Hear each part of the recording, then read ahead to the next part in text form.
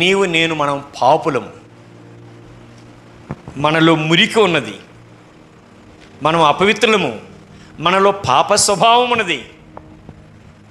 మన పితృడైన ఆదాము రక్తాన్ని పంచుకొని పుట్టిన మనం అందరిలో పాప నైజం ఉన్నది, పాప స్వభావం ఉన్నది. మన నీతి మురికి గుడ్డ పేలికల లాంటిది. అయితే యేసు ప్రభుల వారు తన ఉచితమైన కృప ద్వారా మనల్ని నీతిమంతులుగా తీర్చాడు. నీతి అనే వస్త్రాన్ని మన మీద కప్పాడు. నీతి అనే వస్త్రాన్ని మన మీద కప్పినందువలన మనలో పాప స్వభావం ఉన్నా ఆయన నీతి వస్త్రాన్ని కప్పేలకి మనం ఎలా కనపడుతున్నాం? అందరికీ నీతిమంతులముగా కనపడుతున్నాం, పరిశుద్ధులముగా కనబడుతున్నాం. నీతి అను తన వస్త్రాన్ని